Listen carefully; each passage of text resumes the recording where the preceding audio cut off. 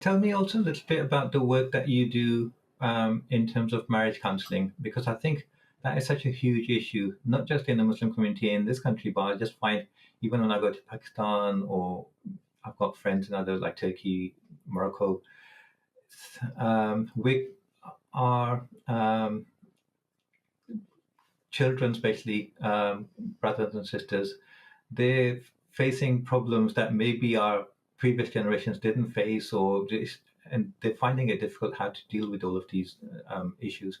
So, what's the work that you do in terms of marriage counseling? Okay.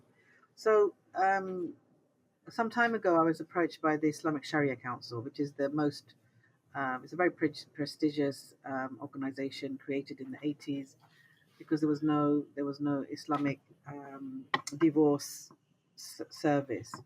Hmm. Anyhow, I joined, and so I do mediation for those who are about to have a talaq or khula. Yeah. Khula is for women, talaq is what men do. Hmm. And then I also provide marriage counseling, but I also provide it outside of the Islamic Sharia Council work that I do. And what I've noticed, and Alhamdulillah, I've been very fortunate. I've had really good marriage with my husband, children, etc. Of course, you have to. There's a lot of learning. Marriage is like an empty box. Yeah, you have to fill things in that box. Very true. It's very important because people believe that marriage is like you get married and that's it. Yeah. But no, it's not like that. So there's a lot going on right now. The whole of, and again, I take it back to psychology. The way that we have become in society is that we very much, I want this, I want that, and you have to allow me to do that. You have to, you have to fulfill my wishes.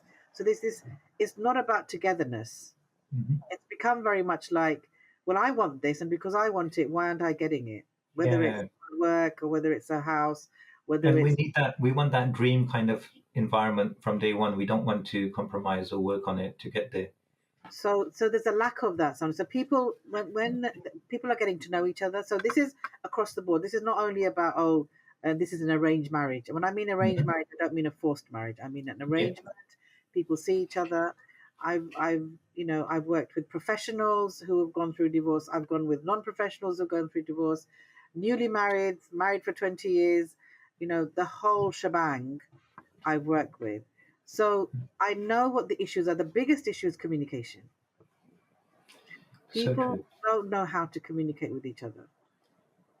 And again, it's because they have a belief system. They've been brought up, society has told them, especially for Muslim women now, and men in a way, that women are told, look, you have all these rights and responsibilities which your husband has to fulfill. And Yeah. some of the men realize that. Some men like, well, I can't do that. I don't have the finances. I don't have the ability to move. I can't do this, that. But also men have also decided they're not going to get married. Maybe they got a relationship. They don't want to commit because they're worried. They don't know how to communicate either. You'd be Hmm. surprised at how many people can't solve a simple argument. And they might Yes. be a surgeon or they might be a barrister. Barristers, that's your job, is to talk in court. Yeah. So I watch people. So I learn from people myself because I'm thinking, Hmm. what's going on here? What is going on? And again, it's that whole thing around we are a marriage is a contract. Yeah. A Yeah. contract where you basically have other rights for intimacy. Yeah. So we have to be prepared for marriage. We're not prepared anymore. We're not prepared. Children have grown up, in our in this country if you're born and raised here, and the values have changed. Yes. Values have changed. So I'm not saying that all marriages are terrible and difficult, whatever. Yeah. Alhamdulillah, there are good marriages out there, but they've worked on them. If you go to Mhm. work, okay, what do? You actually do things. You can't just sit there and say, oh, I'm at work and I'm going to get paid at the end of the month. You're going to actually do things. So in a Yeah. marriage, you come together, you're two people, you're distinct people. You think, if you believe that the other person is going to fulfill you, it will never happen. And if the other person thinks that you're going to have to fulfill Yeah. me, you've got your own problems. How the hell are you going to fulfill me? So So this why is this happening? Why is it that like otherwise the intelligent people, people who are good in communication, professionals, just cannot seem to communicate well with each other, with their life I partners? mean, each case Is is it different. because we're assuming too much from our partner? Is it because we're thinking they need to know what I'm going through? Yeah.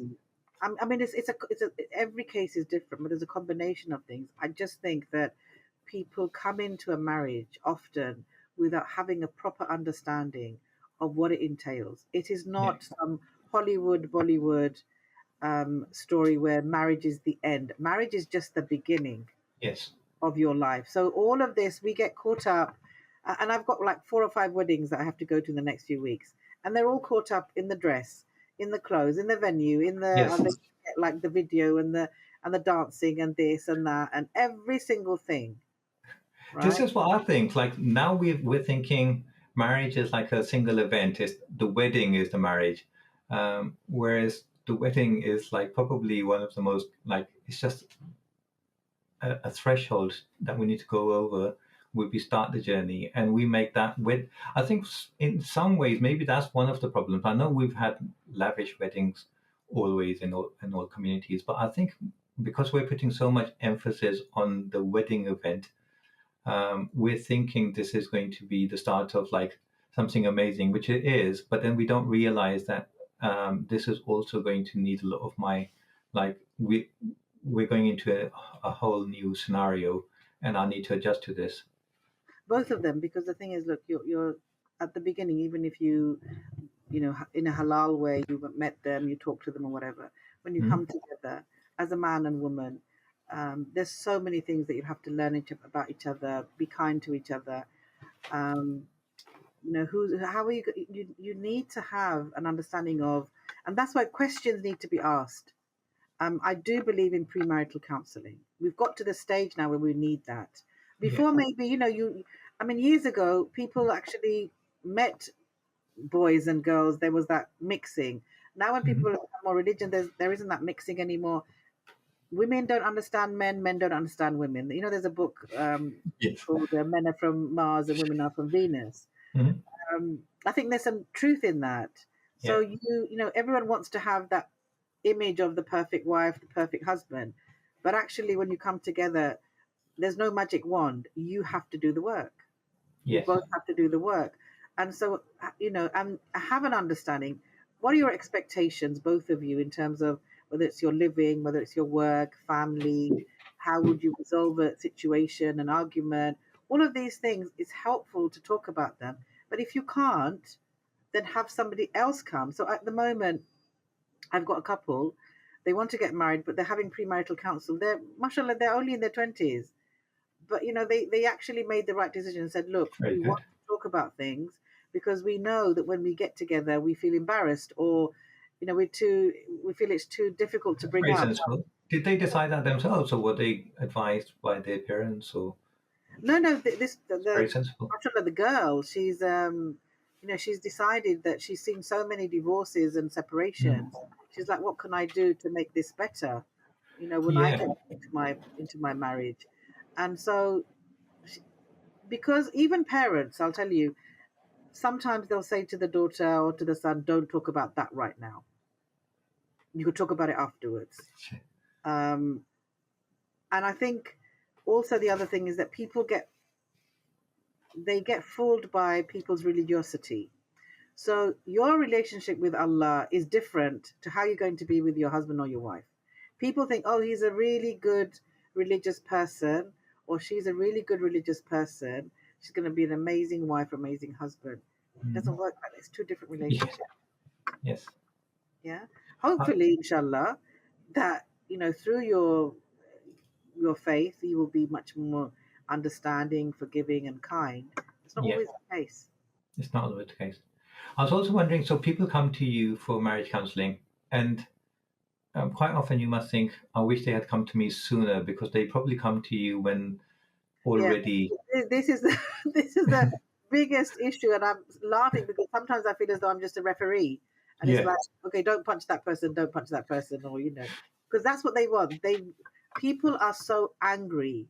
Yeah. I'll tell you one thing. Women are very different. Women, we will allow things to carry on, and then suddenly something will snap, and they're like, "That's it. I'm finished. I'm not going to be with him anymore. I have no love, no respect, nothing for him." And the guy's like, "But I thought everything was fine. I love you. I can't be without you." And she's Yeah. looking at him saying, "What world have you been in?" Have you been listening to me and my wife? She comes through the door, boxes you. It's not my fault. So that's the thing, you see, and the man is completely oblivious, and I've seen it so many times, and I'm like, brother, where were you? Were your head under the bush? You cannot see or understand. So what's going on? So women, I'll tell you one thing: women expect you to read their minds, Mhm. which is bad. Yeah. Yeah, and men don't hear everything. There's this Christian pastor who's also a comedian, and he said there is this box that men have called the nothing box, and most men go into that box. He It said, is "Don't lovely in there. talk to me then." He goes, "Don't talk to men then because you hear nothing," and they can go into that place. Whereas women, we're doing 20 different things at the same time, Yes. and and we've got it all. But men, we are different. So I do believe that we need to have, even if you have one session, Yeah. have a premarital, and then it's not that's not going to do it. When you get when you have children, that's going to be a very different, your relationship Yes. will change. When the children get older, or there'll be different It's things they're different. going through. Yeah. Women will go through menopause, men will It's go through constant change. health. Yeah. There needs to be somebody or somewhere where you can go and say, look, Yeah. I think we're going through a difficult patch. Let's just have a few sessions or something. It Yeah. doesn't have to be for it's not like going into um you know psychotherapy for, like, I don't know if you ever seen Frasier, but you go in Yes. America, you go for Every life. day. I love it. You go for life, isn't it? You go for therapy for life. Woody Allen, go therapy for life. This is not that. This is about, look, Yes. most people find, because they've heard about Western counseling or therapy, they're like, I don't want to go. I'm not mad. There's nothing wrong with me. It's not about Yeah. nothing wrong with you. It's about help and support. We don't have that in our community anymore. Who do you go to? Yes. You're right. Who do you go to? The imam won't even be able to help you. No, because they're not qualified to. Yeah. But Um, also, how are they going to listen to the woman? yes.